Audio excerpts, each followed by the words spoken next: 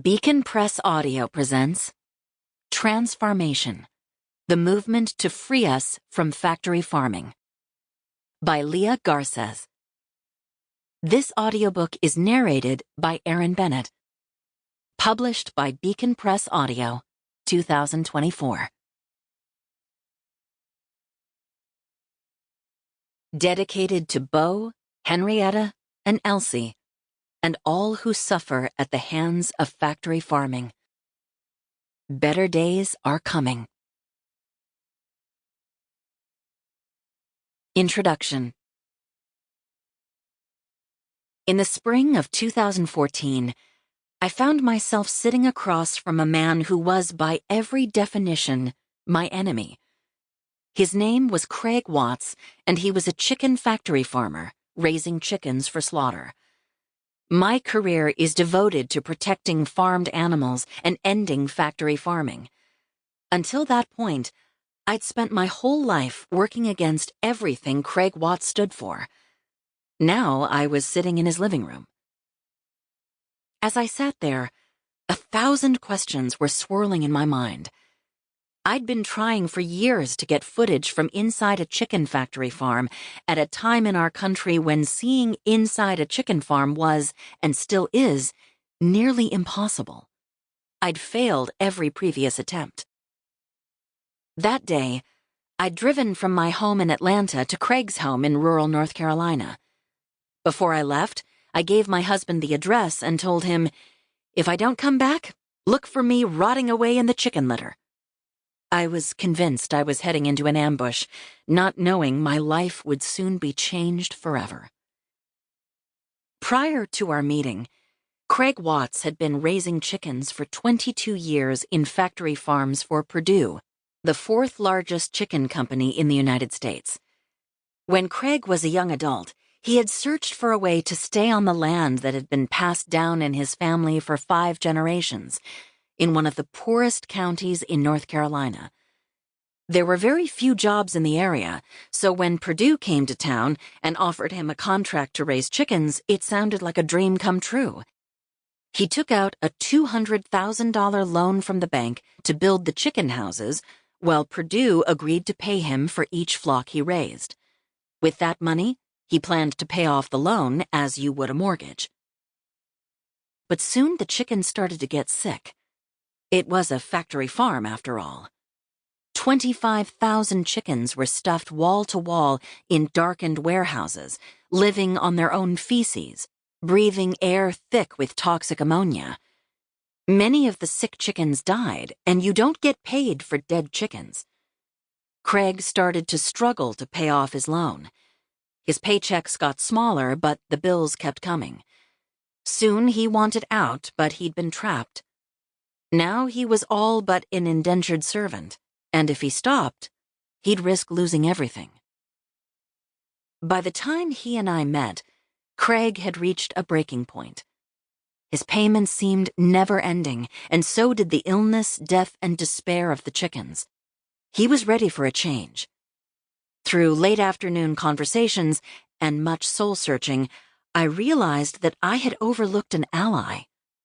I learned that chicken factory farmers wanted to see factory farming change about as much as animal rights activists did. We had been overlooking each other all these years. Throughout the summer of 2014, I came back many times with my filmmaker partner Reagan Hodge to learn from Craig. I walked those warehouses as Craig explained the problems, as he picked up the chickens who had died or had to be killed because they had messed up legs, trouble breathing, difficulty walking. All of these horrors, all of our conversations were captured on film. In the winter of 2014, after months of filming and learning to trust each other, Craig and I did something neither of us expected to do. We decided to release the footage together. This was a huge risk. He feared losing his income, his land, and having his neighbors hate him. But he did it anyway. The New York Times broke the story. Within 24 hours, 1 million people had seen our video about the horrors of chicken factory farming. Our story went viral. Suddenly, we had a megaphone. our unlikely alliance put the truth about factory farming on a global platform.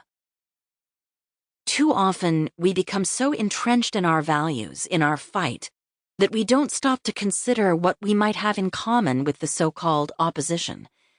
We jump straight to the differences, and it is often the tyranny of small differences that holds progress hostage. Craig was the very first chicken factory farmer I ever connected with, but there would be many more. In the United States, we still hold close an image of a quaint, independent family farm. But what actually exists is industrial animal agriculture, a system that does more harm than good. If you cross the country, no matter what state you are in, you'll find a similar story.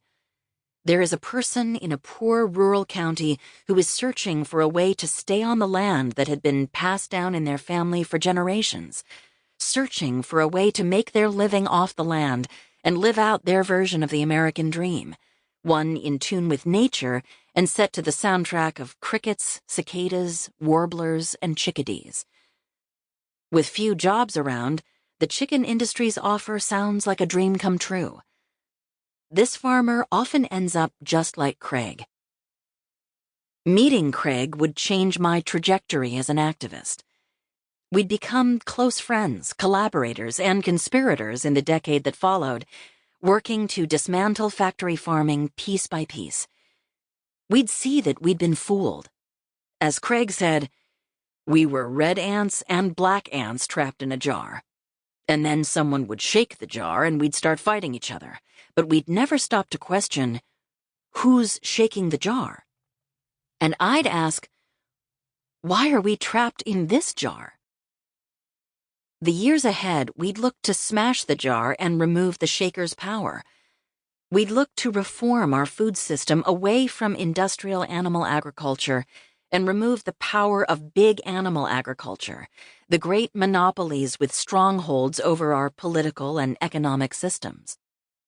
If humans tried to design a farming system that was horribly cruel, dirty, and unjust, we could not have come up with anything worse than factory farming. We inflict unquantifiable suffering on billions of sentient beings, many of them proven to be more intelligent than the companion animals we share our homes with. This normalized atrocity is something I've had to come to live with. I don't accept it, but I do endure it out of necessity. 80 billion land animals, excluding fish, shrimp, crabs, lobsters, and the like, come to live and die for our palates and preferences, in the most horrific conditions, those that would result in jail if the same were done to a dog or cat. Yet instead, it is simply the way business is done. That's not just a problem for the animals. Collectively, farmed animals emit more greenhouse gases than the world's planes, trains, and automobiles put together. 1/3 of our precious arable land is used to grow feed for factory-farmed animals, rather than food we humans could eat directly. We spray this land with immeasurable amounts of chemicals and cut down ecologically important habitats like rainforests, mostly notably right now with the clearing of the Amazon, all to feed and house animals on factory farms. Put simply, industrial animal agriculture is one of the most destructive industries on our planet. The way things are going, my children will never see a wild polar bear or elephant. In precisely my lifetime, the total number of birds, amphibians, mammals, and reptiles in the world has halved. One of the main culprits? Industrial animal agriculture. Added to that is the fact that this food system keeps farmers in soul-crushing debt, communities sick, and workers living in fear with little freedom. It truly is the most horrific system we could have come up with to deliver our calories. But one can't just smash a jar before thinking about solutions. What happens when you smash the jar? Where do we go from here? How do we rebuild a world of our own design? Craig and I had an idea, and we weren't the only ones. Around the country, fed-up farmers were starting to ask, what else? Sample complete. Ready to continue?